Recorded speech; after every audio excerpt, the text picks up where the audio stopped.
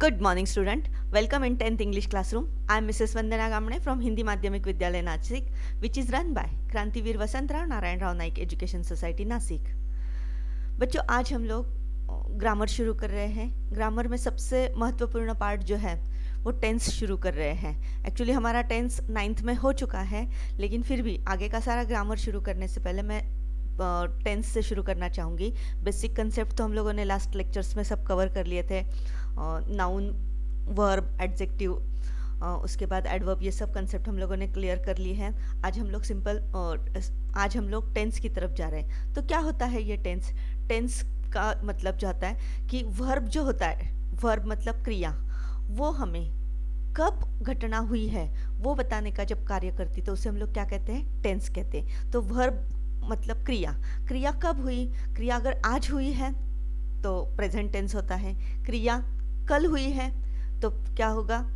Past tense होता है. और क्रिया आगे होने वाली यानी कल होने वाली है तो टेंस कौन सा होता है? फ्यूचर टेंस होता है. लेकिन ये सिर्फ प्रेजेंट, पास्ट और फ्यूचर यहाँ तक ही ये टेंस सीमित है क्या? नहीं, क्योंकि क्रिया जो होती है वो सिर्फ कल हुई, आज हुई या कल होने वाली, इस यहाँ तक ही सीमित है क्या? नहीं. क्रिया, अभी मैं आपसे बात कर रही हूँ, क्रिया चल रही है. मेरी क्रिया बाद में खत्म हो जाएगी तो वाक्य पूर्ण हो जाएगा मेरा.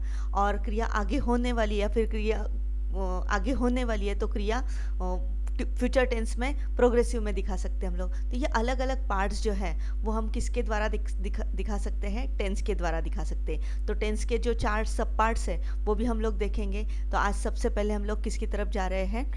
प्रेजेंट टेंस की तरफ जा रहे हैं. So just let's concentrate on the first tense, that is the simple present tense. आप यहाँ पे ध्यान दे सकते हो.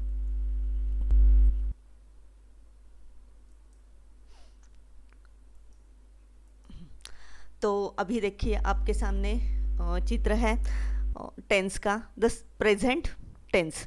प्रेजेंट टेंस में आपके सामने है simple present tense. Simple present tense का मतलब क्या है? सामान्य वर्तमान काल. सामान्य वर्तमान काल के 4 सेंटेंसेस आपके सामने. He sings a song, we sing a song, she sings a song, they sing a song.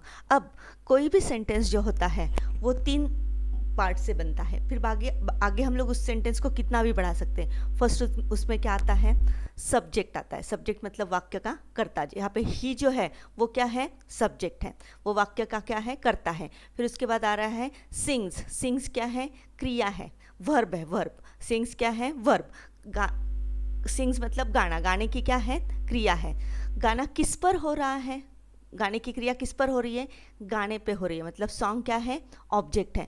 तो कोई भी सेंटेंस जो होता है वो 3 से बनता है. Subject plus verb plus object. तो हमारे सामने तीनों है ये. ही sings a song, he is a subject, sings is a verb, a song is a object. तो जब इस प्रकार से फॉर्म होता है तो वो टेंस कौन सा होता है? Simple present tense. लेकिन ये सिंपल प्रेजेंट टेंस ही क्यों है? तो आपको सिर्फ कहाँ ध्यान देना है? क्रिया की तरफ देखो. जानबूझकर मैंने यहाँ पे क्रिया जो है वो रेड अक्षर में डाली है. तो ये जो क्रिया है सिंग, सिंग मतलब गाना. गाने की क्रिया जो है उसका जो वर्ब है वो कौन से टेंस में है? वर्तमान में है, मतलब प्रेजेंट टेंस में है. इसलिए ये टेंस कौन सा है? Simple present tense. आया समझ में? ही सिंग्स अ सॉन्ग, इसमें वाक्य का कर्ता ही है. सिंग्स जो वर्ब है वो कौन से टेंस में है? प्रेजेंट में है. और अ सॉन्ग मतलब ऑब्जेक्ट. गाने की क्रिया किस पर हो रही है? गाने पर हो रही है, इसलिए ये क्या है? ऑब्जेक्ट है. तो ही सिंग्स अ सॉन्ग, ये सेंटेंस क्या बन गया हमारा? सिंपल प्रेजेंट टेंस का बन गया. सिंग्स ये जो क्रिया है वो प्योर वर्तमान में है, इसलिए वो क्या बन गया? सिंपल प्रेजेंट टेंस बन गया. अब दूसरे सेंटेंस की तरफ ध्यान दीजिए. We sing a song. इसमें फिर से देखो, वी जो है वो क्या है? सब्जेक्ट है. सिंग क्या है? वर्ब है. और अ सॉन्ग क्या है? ऑब्जेक्ट है. लेकिन 2 सेंटेंस में आपको कुछ बदलाव नजर आएगा. पहले इसमें सिंग को एस लगा है, लेकिन यहाँ पे सिंग को एस लगा है क्या? नहीं. तो इस पर 2 बातें आपको ध्यान देने की. पहली बात आपको क्या ध्यान देने की कि जब भी वाक्य का कर्ता जो होता है वो एक वचनी होता है, मतलब सिंगुलर कर्ता कौन कौन होता है वाक्य का? ही, शी, इट.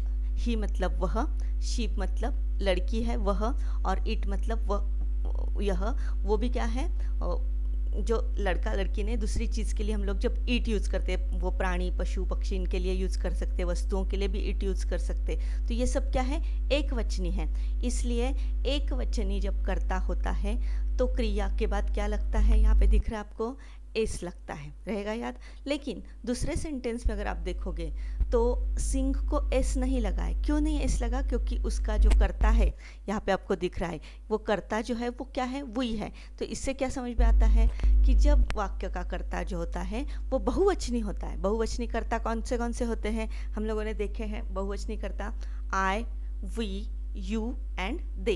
ये 4 बहुवचनी कर्ता जब आते हैं तो क्रिया को एस या फिर ई एस लगता नहीं। आया समझ में। सिंपल प्रेजेंट टेंस का मतलब क्या होता है कि subject plus verb plus object, ये उसका फॉर्म होता है। आया समझ में।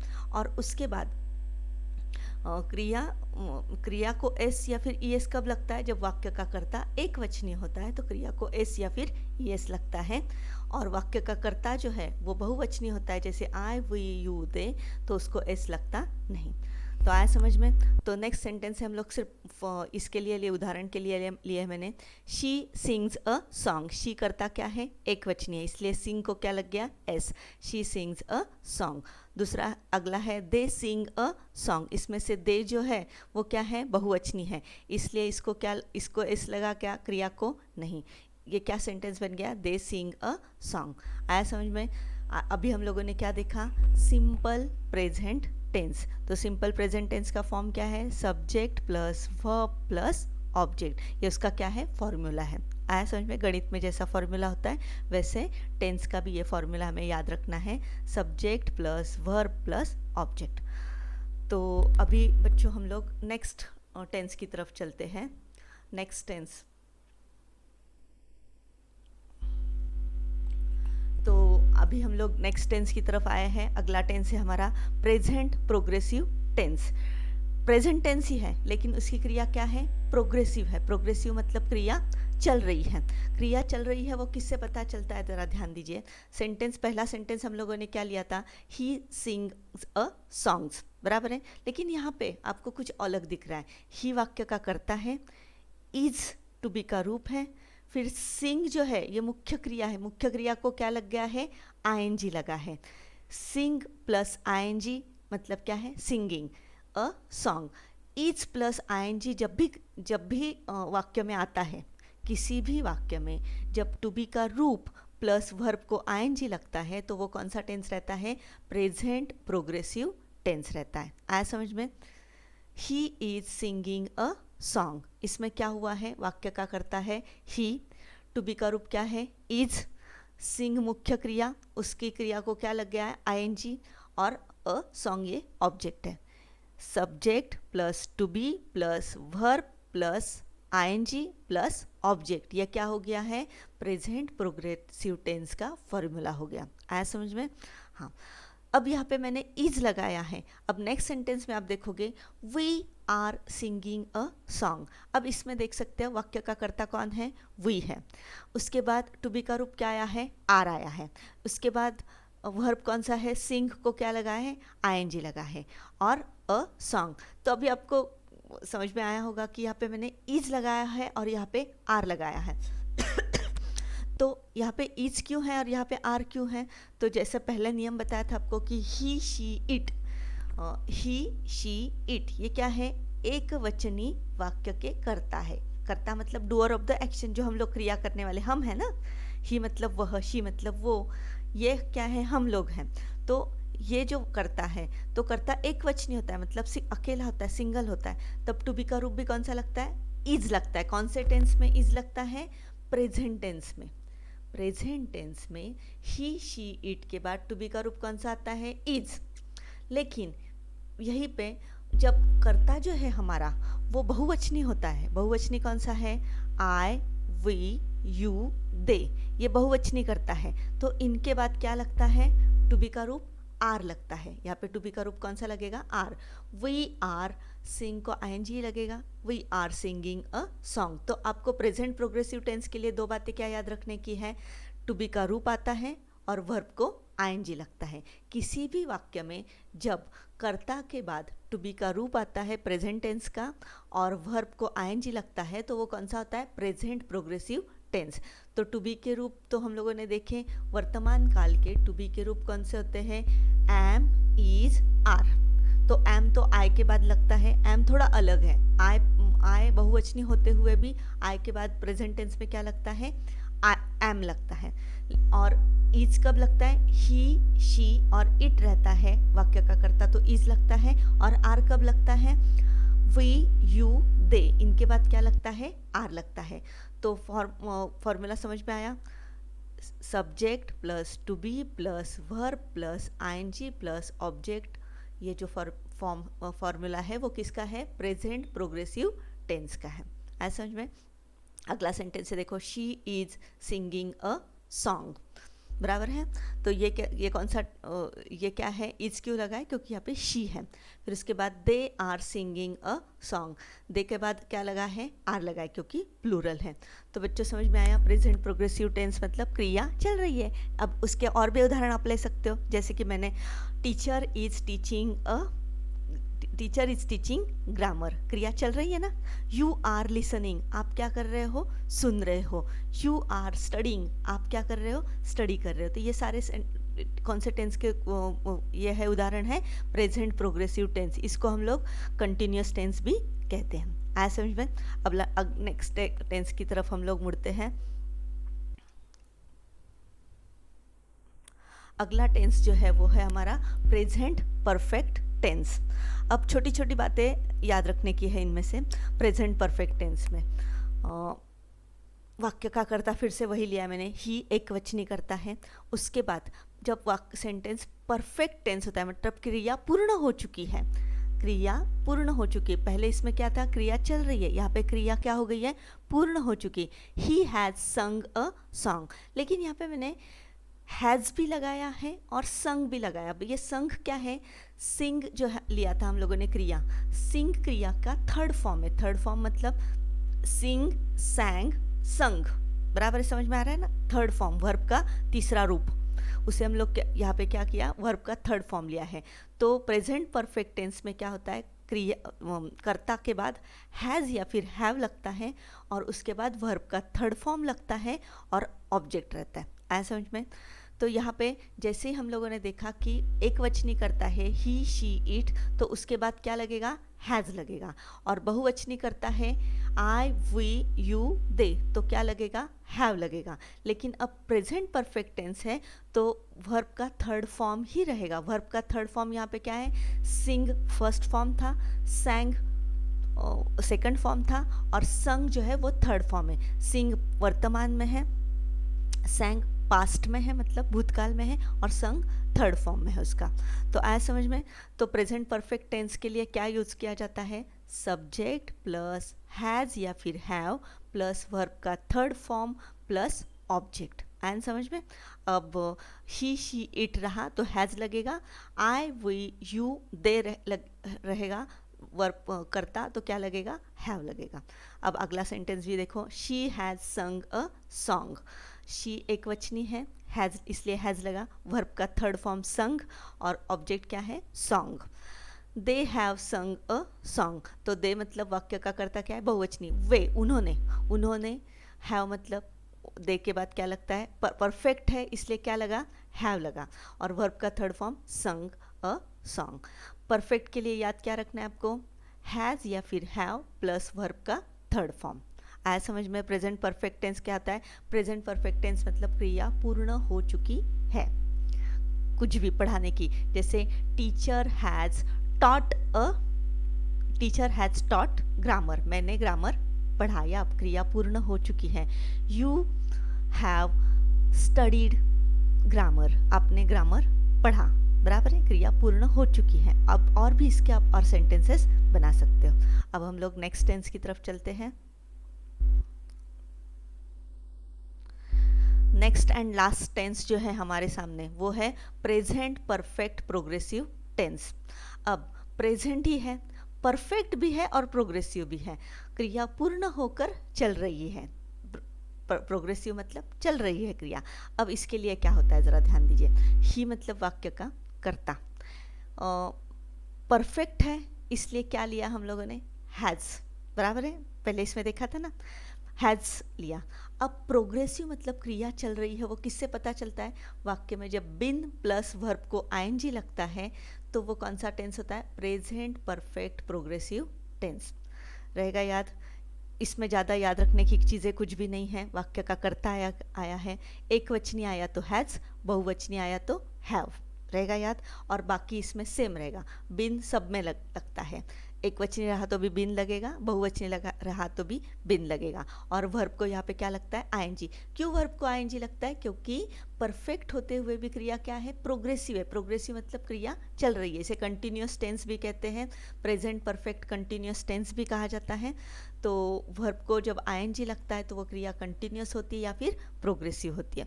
यहाँ पे आयन समझ में, आपका प्रेजेंट परफेक्ट प्रोग्रेसिव टेंस का फॉर्मूला क्या है, सब्जेक्ट रहता है, सब्जेक्ट के बाद हैव या फिर हैज़ लगता है, प्लस बिन लगता है, उसके बाद वर्ब को आईएनजी लगता है और ऑब्जेक्ट रहता है। आयन समझ में। अब यहाँ पे ही शी इट रहा तो हैज़ लगेगा, आई वी यू दे रहा तो हैव लगेगा, लेकिन बिन सब में कॉमन रहेगा, वर्ब को आईएनजी सब में कॉमन रहेगा। तो प्रेजेंट परफेक्ट प्रोग्रेसिव टेंस सबके समझ में आ गया।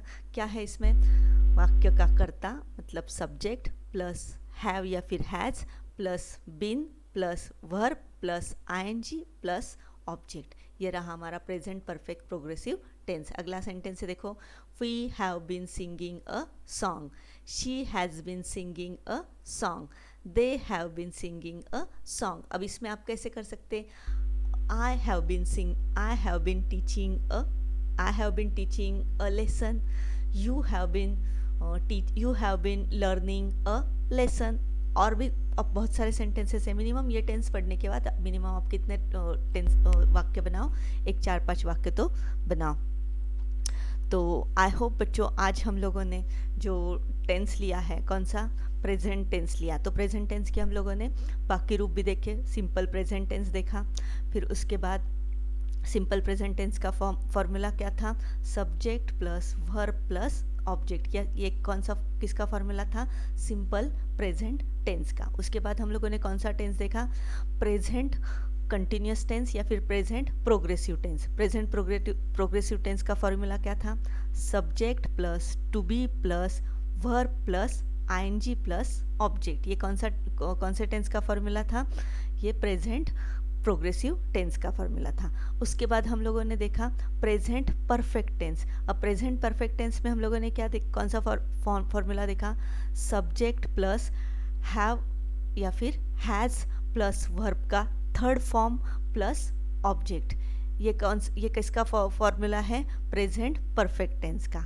और लास्ट टेंस जो हम लोगों ने सीखा वो क्या है, प्रेजेंट परफेक्ट प्रोग्रेसिव टेंस। अब प्रेजेंट परफेक्ट प्रोग्रेसिव टेंस का फॉर्मूला क्या है, सब्जेक्ट प्लस हैव या फिर has plus been plus verb plus ING plus object. ये किसका फॉर्मूला है, प्रेजेंट परफेक्ट प्रोग्रेसिव टेंस। तो आज हम लोगों ने ये 4 पार्ट में प्रेजेंट टेंस सीखा है। अब आपको घर पे क्या काम करना है, तो हर एक पार्ट के सब पार्ट जो हम लोगों ने देखे चारों के, तो उसके आपको क्या करने हैं, मिनिमम 10-10 सेंटेंसेस बनाने हैं। 10 सेंटेंस बनाने की विधि बहुत ही आसान है। आपको पहले क्रियाओं की लिस्ट बना लेनी है। क्रिया कौन सी होती है, जैसे यहाँ पे मैंने सिंग क्रिया ली, आप कौन से भी ले सकते हो। सुबह से उठकर रात को सोते समय हम लोग कितनी सारी क्रियाएं करते हैं, जैसे राइट लिखना, लिसन सुनना, वॉक चलना, ये कोई भी आप क्रियाएं ले सकते हो।